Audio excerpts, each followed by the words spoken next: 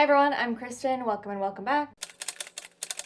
Today I'm going to be doing a non-spoiler review for the book The Undermining of Twyla and Frank by Megan Bannen. This is a cozy, speculative romance book. You could definitely put this within the romantasy genre that came out earlier this year.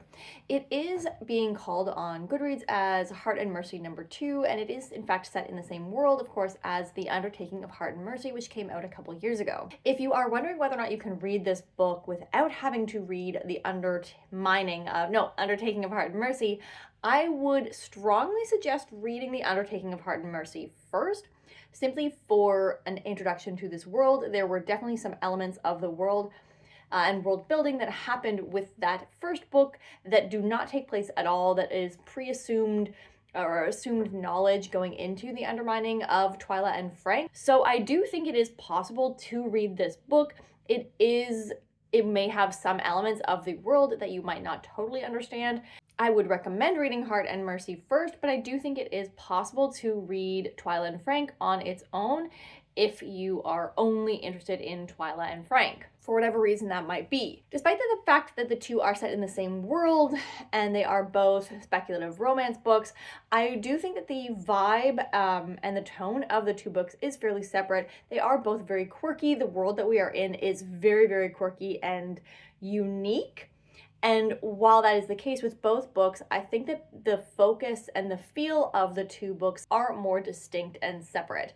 Hart and Mercy, it's been a couple years since I read that book. I am planning to reread, and I will definitely be doing a series, Should You Read, after finishing the third book that is coming out next year. So stay tuned for that next year in 2025. But that one had a more serious tone. It had a slightly darker feel to it and had a much more emotional impact than this particular one.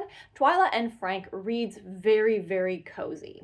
So if you are looking for a cozy romantasy book, this could definitely be one that you could pick up. If you've already read Hart and Mercy, so much so the better. If you haven't, you could still pick this up anyway if this is the mood that you're in. To tell you a little bit about the setup or the synopsis here, so I don't want to go too much into detail on this world because I do think you could lose a lot of time just trying to explain this world in a way that makes sense to everyone, but I'll try to give you a little gist of the setting that we're in because that does play into the quirk that we are experiencing. So this is a world that feels fairly similar to ours, however not quite as technologically advanced.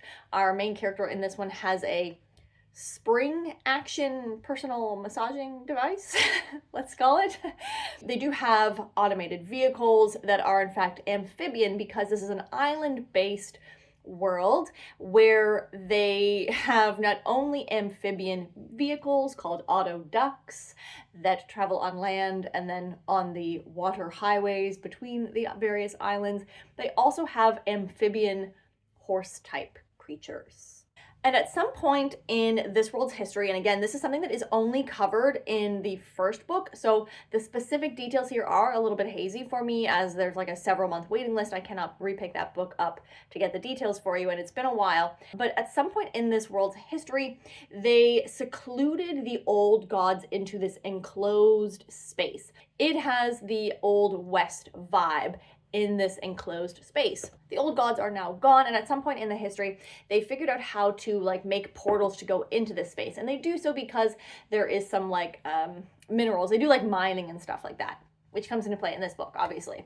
This is taking up so much time. This is why I didn't want to have to explain the world. They can go into this Tanria place, but then of course like smugglers and whatever. And in the first book, there's an entirely different problem that I'm not going to go over that has to do with an element of this place. It is now a safer place to be. However, it is not unrestricted access to the population. And our main characters, Twyla and Frank, are rangers, which was also the case for Hart in the first book. So they work within this place to catch like poachers and smugglers and crime, etc., that takes place within Tanria.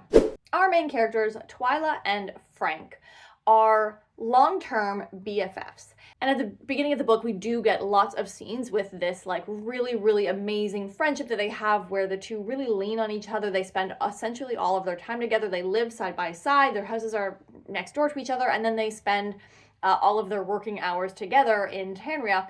And so these two are really, really close, and that comes through in the connection that they have, in the communication that they have, the banter, the witty dialogue, the inside jokes, and all of the things. So this is a friends to lovers romance, and it is also a mature age friends to lovers romance. Both Frank and Twyla are in their early to mid 50s. At the start of the book, while on tour, Frank and Twyla discover dragons in Tanria, and there are in fact not supposed to be dragons in Tanria, or at least there have never been dragons there before. Not wanting to incite even more crime or smuggling inside of Tanria to get access to these never before seen sparkly pink dragons that meep, I believe was the wording. They have to keep this super, super hush hush with just their boss and a dragon expert who is brought in.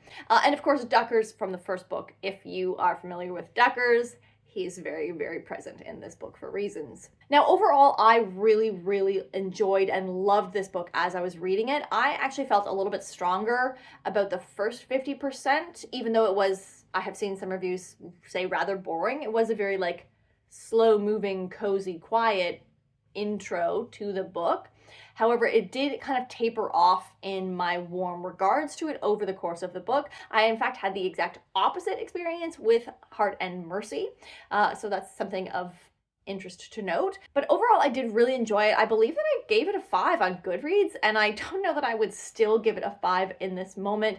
Reflecting back, I do actually have some issues and concerns with it, but it was one that provided a wonderful cozy hit of dopamine and oxytocin in the moment that I needed it to. Hart and Mercy was a dual POV where we got both of their perspectives, and this book, interestingly, was only Twyla's perspective, and that is something that I am rather on the fence with in terms of that decision making.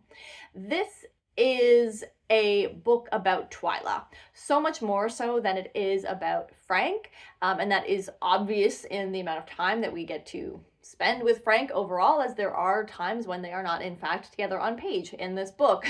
Shucker. But not having access to Frank's insight and his perspective and his understanding and experience of what's happening, while I can see why it happened and I feel like I understood that in the time, I do also think that it would have been relevant, and I perhaps could have provided another dimension and element to make this book a little bit more, I don't want to say sparkly or intriguing, but I feel like it could have given a little bit more pizzazz to a book that is rather quiet and cozy in tone. But because this book is so much about Twyla, it is also very, very much about motherhood, and in fact being a mature mother, in the sense that her kids are now in their 20s and 30s. They have lots going on in their own lives, but this is a very coming into one's own sense of worth. She is starting to understand that she has wants and needs, and that those are okay, and that having wants and needs and doing things to make those things happen don't in fact make her selfish.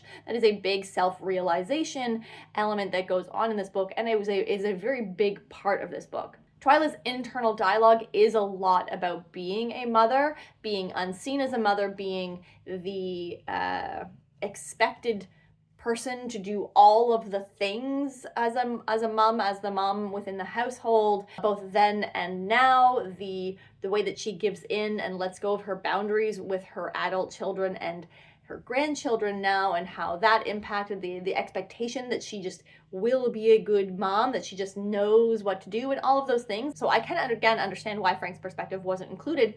However, I do feel like a perspective of a father. Frank is also a father, and he is also a father who was at some point a single dad, where he only got his kids occasionally. And that is a very different perspective of parenthood than the perspective that we got from Twyla. And I understand why we focused on the one, but there are other things that non-mother parents feel about parenthood and the challenges. For example, in my household right now, our toddler is very much so in the mommy phase, where I am the only one who can calm her down in the middle of the night, and that is not always fair to me, but it's also not fair to my partner, who would like to help and take that turn, and it's also like hurts his feelings that she doesn't necessarily want him, or that she doesn't settle until she is given back to me. I feel like there could have also been an opportunity to get a different perspective of parenthood to balance it out. We also have this unique perspective that Frank is experiencing, where this baby dragon has imprinted on him and is looking to him for everything. And they make those comparisons of him like having that like new mom kind of experience, but from Twyla's perspective. And it would have been interesting to have him perhaps make realizations about his own parenting journey with his biological kids and with his ex-wife, and how that would have that would have been of value to see that explored as well through Frank's perspective. So I am definitely on the fence about it. In the moment, I remember feeling like when I first finished this book, and when I realized that it was not dual POV, as I just presumed that it would be, I remember feeling like that made sense for the book. But upon reflection, I actually feel like we missed out a little bit by not having Frank's perspective. I'm going to switch and talk a little bit about the non-romantic plot for a moment, and I will say that that element was pretty light in this book. It obviously involves these dragons. It involves a little bit of a smuggling case and a little bit, not mystery, but like there's a little bit of a mystery about the smuggling and about these dragons, and why these dragons have suddenly appeared out of nowhere where they previously did not seem to exist. I think that we spent a lot more time with Twyla doing other things where it would have been more interesting perhaps to get more marshalling, like more them being rangers and figuring things out. They seem to have like some aha moments that are really, really brief, that we focus, that we use those aha moments to advance the actual plot. And it is very clear in that percentage weightage sort of what we're focusing on, that this is a romantasy. This is a speculative romance. It is not a fantasy book with a little dabbling of romance. The romance is what is moving the plot forward and progressing things, and we just kind of keep the other plot coming along as we go along with the romance to create some climax and drama. The way in which things are resolved was a little bit fun and funny and quirky and a little bit cartoonish, and almost making fun of itself for not being dramatic. I don't know what the right way to phrase this without spoiling it, but I thought it was funny in the moment, that it was almost making fun of how unserious it was, and like the funniest kind of villain that you could imagine. I'm going to talk a little bit about the actual like writing and the way in which the writing has impacted the world building in this book compared to in Hart and Mercy, in case you did read that one and you're not sure whether or not to continue. In Hart and Mercy, the world building was very, very quirky, but it was also very sparse, I guess you could say, in the fact that it introduced a lot of words and terminology without any real description. I remember saying in my wrap-up from the time that I got to a point where autoducts, where it suddenly became, and like a significant way into the book, where it suddenly became clear that this autoduct was not just a regular car with a fun word, and that it was in fact floating in the water. And that made me question some things that I was assuming about the book, because again, the descriptions up to that point had been fairly sparse. I would say that I feel like this book read as if Megan Bannen had taken some good feedback and critiques from that experience. And I would say that she kept that level of quirkiness in this book, but backed it up with a few more very clear descriptions, which honestly were much appreciated. So I feel like the world building was similar but better, because the author took a little bit more time to actually like make it very clear and just give us, the reader, a bit more than she had in the first book. I think Friends to Lovers as a romantic setup is really, really interesting, because I think that a lot of readers have fairly strong opinions about Friends to Lovers. It does seem to be one that is like a fairly controversial divide, or not controversial, but a bit of a divide where people either really, really love it or really, really hate it. I personally am in the camp that I really love Friends to Lovers, but I think it has some common hang-ups, not hang-ups, not the right word, but common trip-ups that you would see in a lot of different Friends to Lovers. And this one does in fact fall into that category of things progressing a little bit in a physical way that then makes one person or one component here backpedal way too much in a way that really hurts the other person's feelings so as not to lose this friendship. And that's really one big thing that I think I see a lot of in Friends to Lovers that doesn't necessarily bother me, but it does always feel very obvious when it happens, especially with the like excessive backpedaling in a way that it becomes offensive, but done from a place of fear. That particular element of Friends to Lovers does kind of get on my nerves when I see it over and over and over and over again. And I know that it makes sense, but it's still, I would like to see Friends to Lovers have conflict that is a little bit different. I thought it was a little bit unfortunate that for two people who had such great communication at the beginning of the book have such horrible communication when things start to get complicated. And that was a little bit disappointing. I would really actually, like, if I think back about it, I do think then that having Frank's POV would have been more helpful here. It's obvious what is going on in his mind to some extent. I just think that it would have been nice to have some intricacies following his train of thoughts as they went. There is an element to this relationship developing that is sort of triggered by another person entering the scene, and that does address the like, why are these two best friends who have been friends forever, like, why are things happening now? It does definitely like address that particular concern of a Friends to Lovers romance, but it was weirdly timed and it went on for longer, and it seemed to shift the focus away from the actual romantic pairing a little bit too much. And I do think in a way that again made it clear that this is a book about Twyla and not Twyla and Frank. I do think it is fair to say that Twyla is not going to be a character that works for every reader.